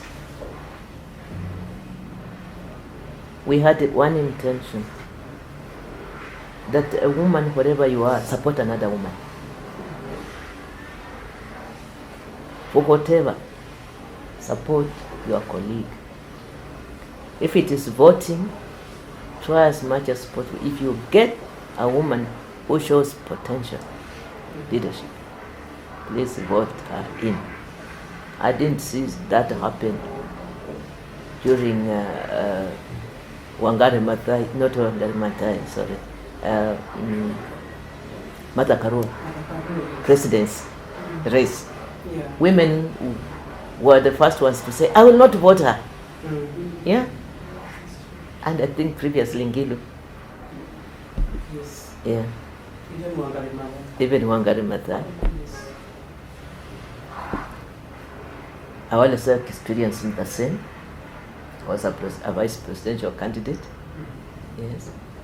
I experienced the same, that I have a political party as a woman that offers everything and say, like I've said, 50%, you come, we'll make sure that on the list you're part of it. But they've not come. So, it's the leadership among the women themselves also, isn't it? It's a challenge. We have to fight the women leadership stigma among the women themselves. That women must accept a leader who can propel them forth. When we were in need and we needed to move on to Mexico and needed to move on to Beijing, and maybe at that time we had the ministry and the Women's Bureau, I didn't see it so much like I see today. In my time when I was assistant minister, and we were doing this women conference theme. Apply this nation, east to west, south to north, without noticing who is a Kalenjin, who is a Luo, who is a Luya, who is a woman in what position. We were the same. The university women, we came together and we said we have something to share with this nation.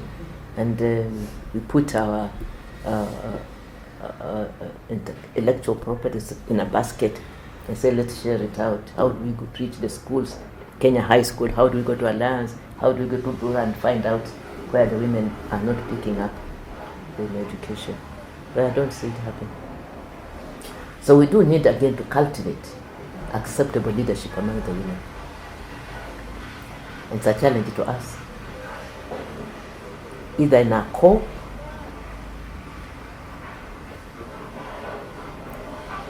and the women must be identified by the women themselves and not handpicked.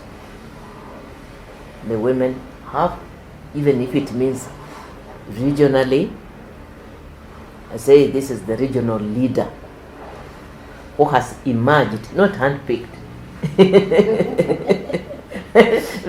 Because our men still influence our picking of choice of a leadership among the women today. Immediately they hear the women are struggling to get a leader, the men will be there influencing from behind. This one is better than the other. But that leadership should radiate. The women should see who that has more pulling capacity around herself and push her to go and sit with the other women for another region. So she can bring the voice of this group and the other brings the voice of this group and the other. Either region-wise or other sector groups that we can put together that are of importance to us, economic, social, political, and that can sit together. We have a challenge in leadership of women. This is what I see, apart from those three others that I had said. And of course, economic leadership. So, I'm still trying to draw on the lessons from you, from the discussions that we've had with you, like how you are able to work within Kenya. And we know it was strict and stringent, you are still able to reach out to women. Why do you think reaching out, maybe because we have different professional groups for women? Like we have the one for university, we have the NGOs, we have women in every, they have different forums for women. Do you think like maybe having an organization with all that representation can be maybe a way of bringing in the voices of women together? Because I still believe women need still to work together for any meaningful changes to take place in Kenya and to address those particular persistent issues for women. Yes, we need to cultivate a need. A need. I don't know how we're going to define that one. For me, in that position, I realized I was in a very precarious position. There's little I could achieve without reaching the university women, without reaching the South Nyanza women, without reaching the Tana River, Mount Kenya. And I didn't look at who's in between. I wanted to find who has the knowledge of the issue, the particular issue I'm targeting. Like when we were now targeting the issues of women representation.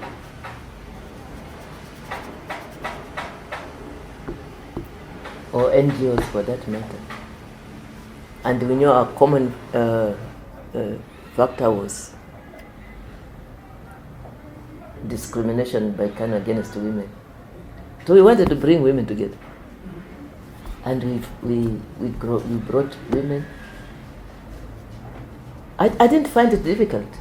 I would call the women from the university and call women from Maendeleo Wanawake and call these branches around the country bring me somebody. I didn't have anybody. I said, you bring me who you think is your leader. And they brought me their leader.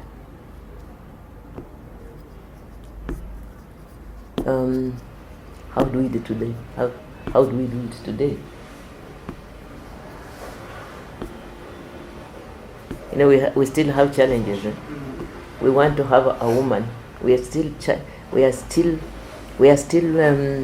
faced with identifying one woman, and I think our focus is on a woman president, isn't it?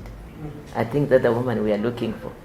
When we also have a woman president, then we'll feel we have achieved, and that is our focal point, and we run to that woman. A woman who can wield that strength of power to lead and to bring others around, to give her that big support. Maybe it's the one we are looking for. How do we get her? Simple unity. Simple unity. It's a challenge. It's a challenge.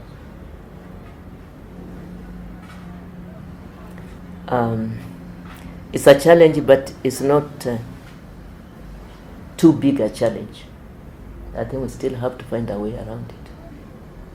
I still feel that the younger generation, the women of today and tomorrow, should face the challenge and continue to work together, because the common problems remain the same. The issues of women in the family will continue to be. See the violence that's going on around the families will continue to be with us for as long as our family exists. The issue of need to improve quality of life is common with us. And even if we just say women in technology, and we bring the women in technology together to face the challenges that new technologies are raising around the family and around our leadership, we probably will go it in sectors, because the issues are sectoral.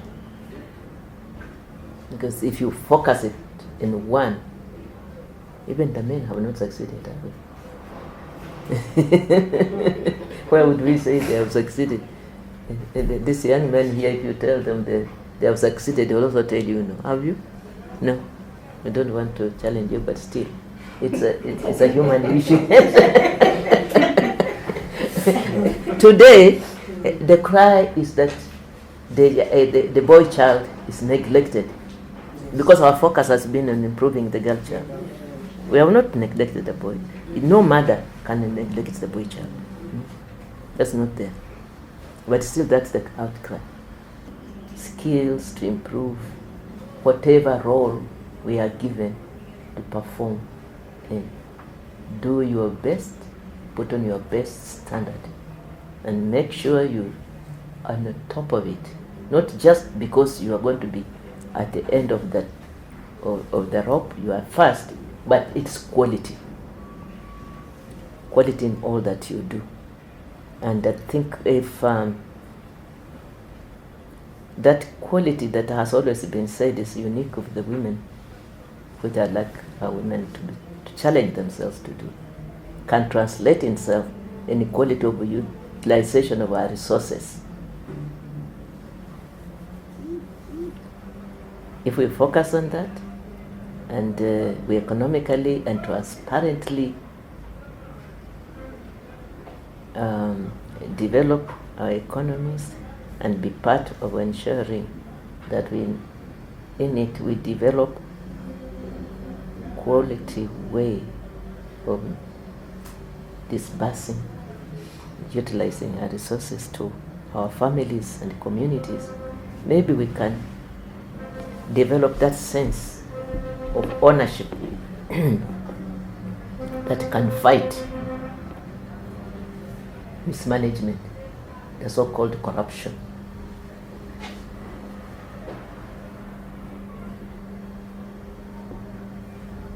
That that would remove us as enemy measuring my best performance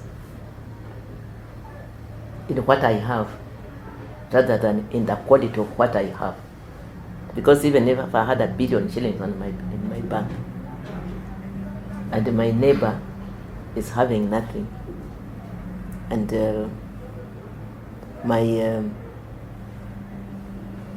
my community lack resources to develop itself, then I have not really achieved very much. But maybe if we learn to utilize it for humanity, so that we improve, as they always say, live where you are better than how you found it. It will be also a theory that will cause us to perpetuate quality human life. And after all, what is it that we are looking for? It's quality human life. When it is gone, you are not there. Immediately you die, there's no human life. I don't know. Are we saying anything to a very tough question you posed? Maybe this view on the political parties as we are almost through. Yeah. I believe. How accessible is that fund to the poor woman when it comes to the campaign, the political party fund? Is it there? I don't know, because we read about it in papers. I never saw it myself. So what would you say about that political party, at least for it to be effective and at least accessible? I know there's a challenge of the big parties, and because it depends, I think You mean the one of the registrar? Yes. Or the political parties? The political parties fund. Oh, yeah. Okay, so I thought that was the campaign fund or something. No. Oh, mm-hmm. Yeah. It's very difficult. You see, again, you know, the rules we make are the ones that either cause us to succeed or fail. And we have, as it is always the case, human interests in everything we do when we go into parliament. So what has happened is that when the parliamentarians get there and sit together, they evolve policies that work against others.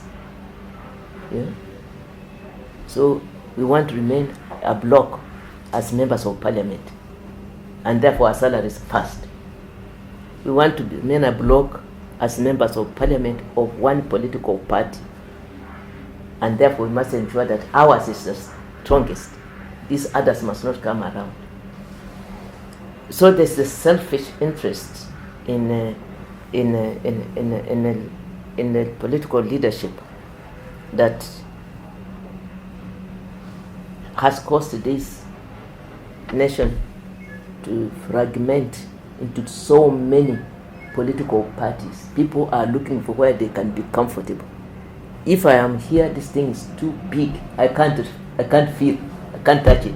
So you move on into a smaller group. You're thinking that where I'm going to drop in a small group, I'll reach it better.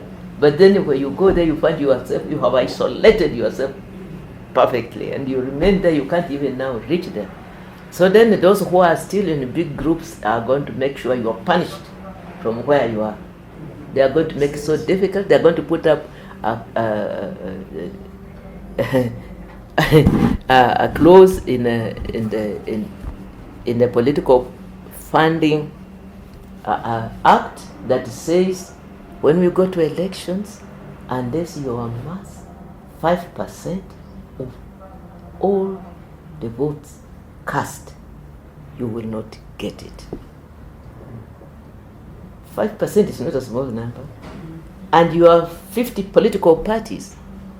If you all get 5, of course nobody will get, the president will get nothing. Of course. So people are fighting. You know, you have to have number 1, number 2. So of course number 1, number 2 will get as near 5% as possible, like it happened last time. on the PNU,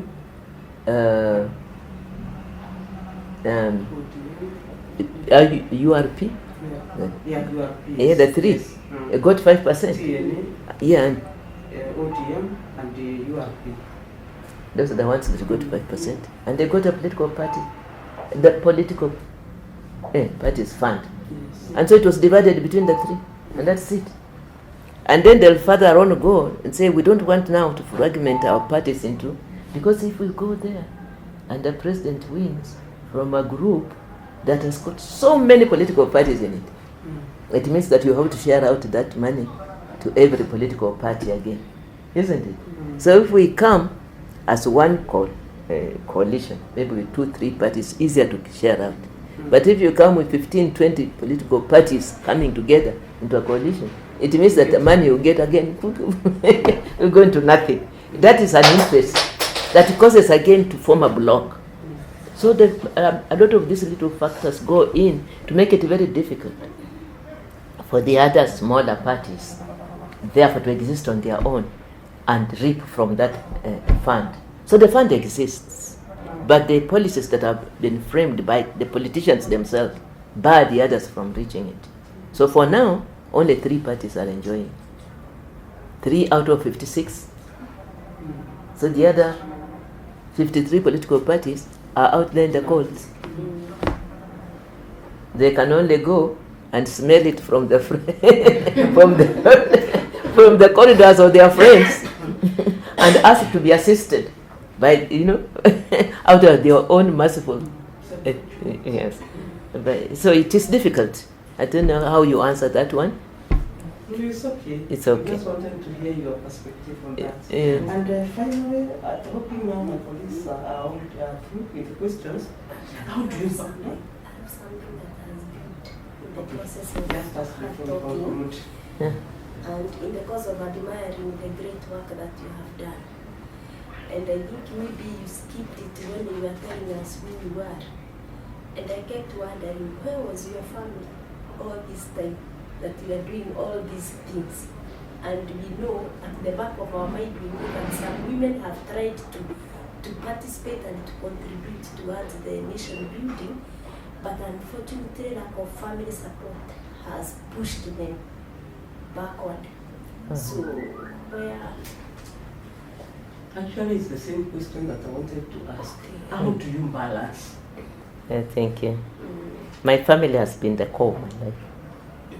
I grew up in a very close-knit family of Reverend Saulo Kelo and Mama Tessera. Tessera, they call Teresa, and she's a Muganda girl, so we call her Tessera. Yeah. So from the word go, we just grew. We are 8 children, and we brought up as a missionary family, very close.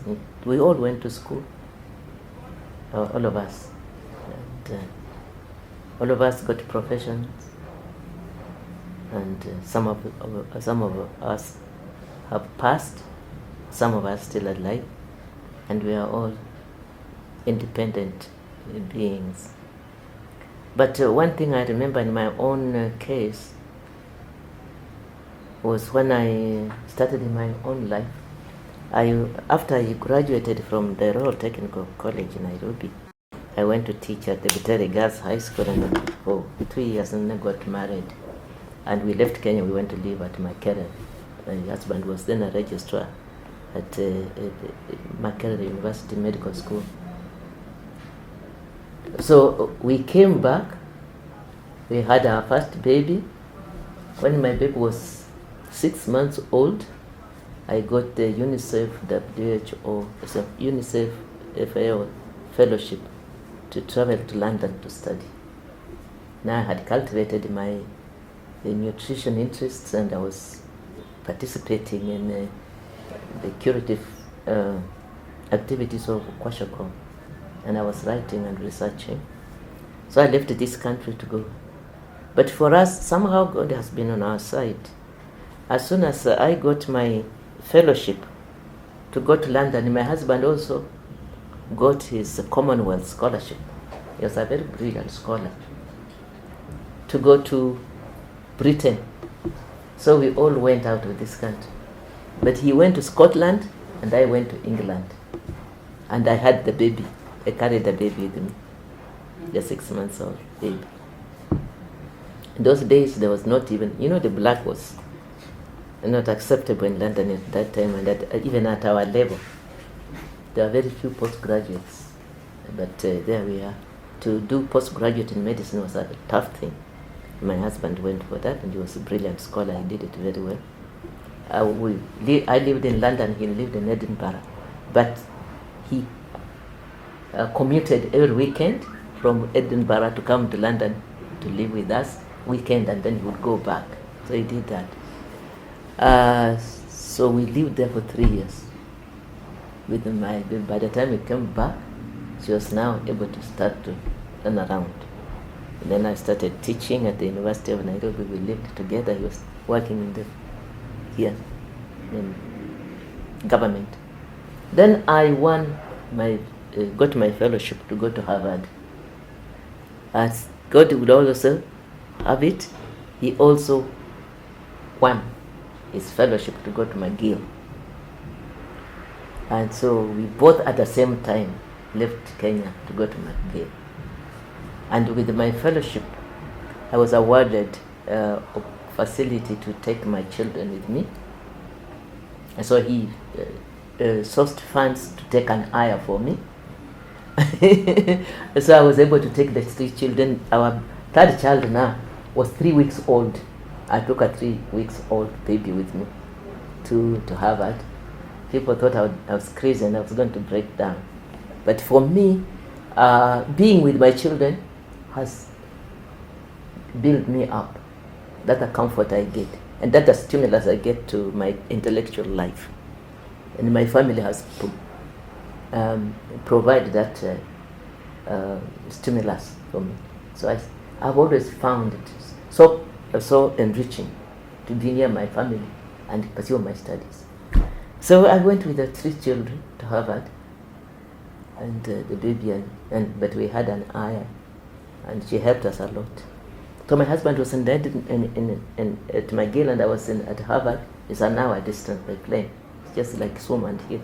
So again, he had to do the same he used to do when we were in Edinburgh and in London, following the ways to come and help us to look after the kids.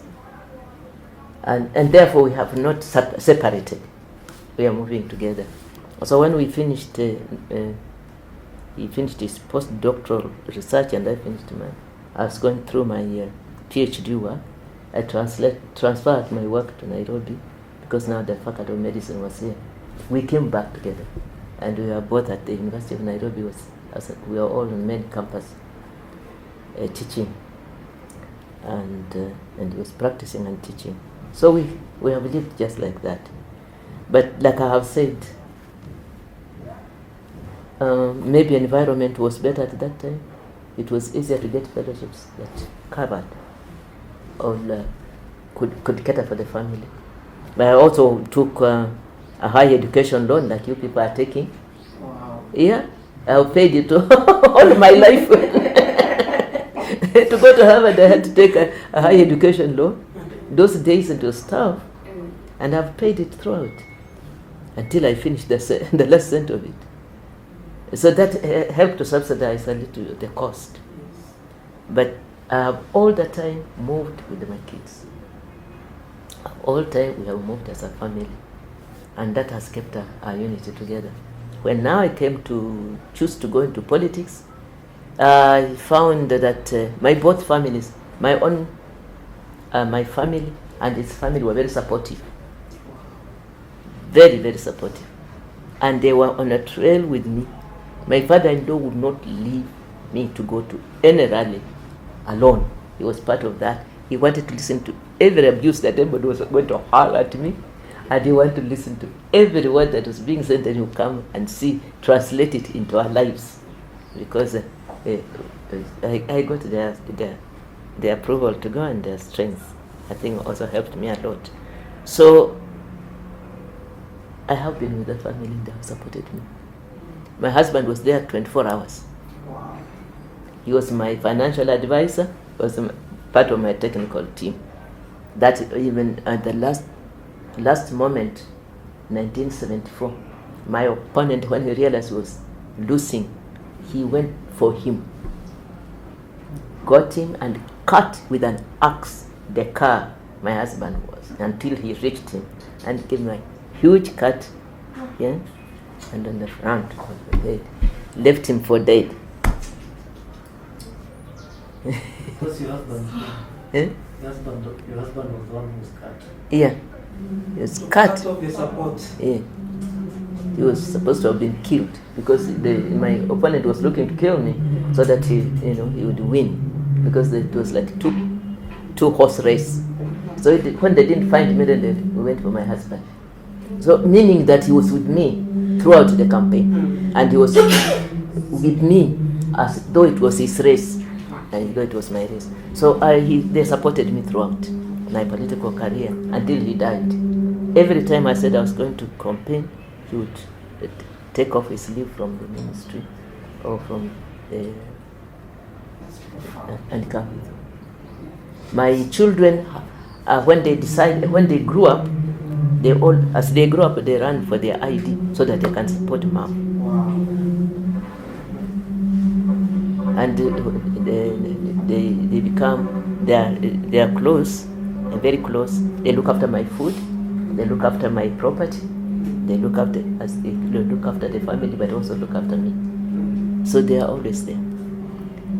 That doesn't mean that we have held the same ideology. My children and myself don't. We don't cast the same vote. My elder child, for instance, probably you know about her, the ambassador. Josephine has always been in different political party. But we live together in the house. She goes to do her campaign. She finishes, she comes back. She makes sure mom has eaten. Mom is going out her own. She makes sure I have a car and it's fueled, but she goes to her own political party. The one that is opposing.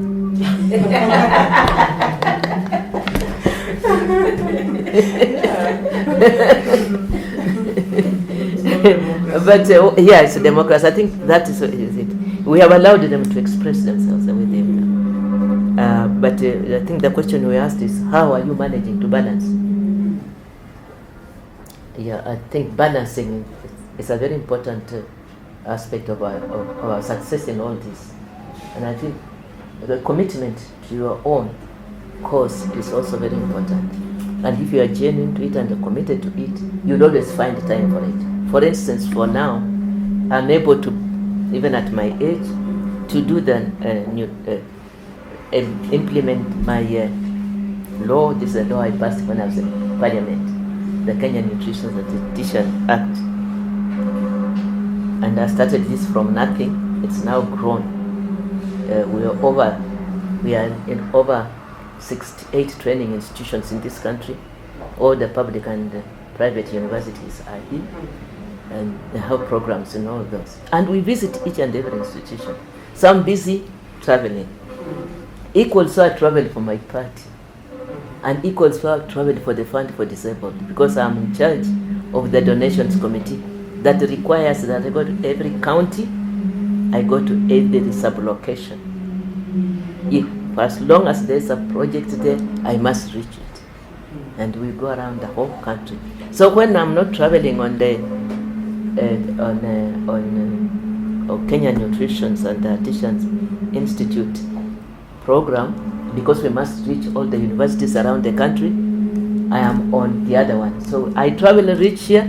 The following day I'm in a different uniform going to with the disabled persons, and I come back and I travel with the party.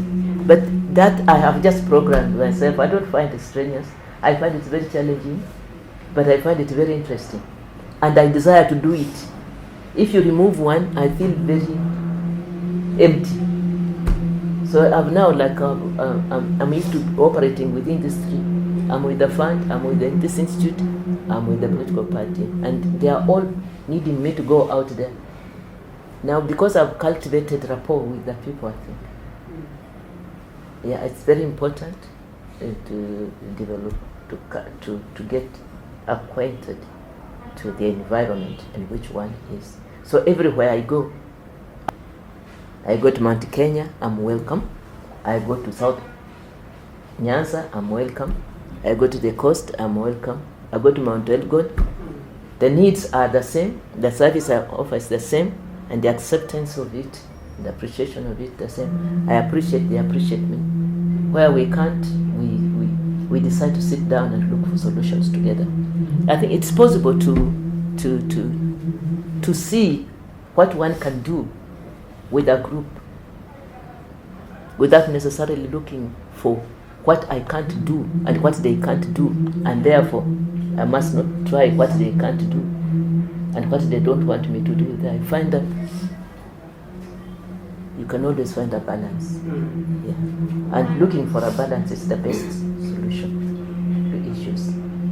We cannot do it our own way, and we cannot always do it their way, because that nature doesn't allow us to do that.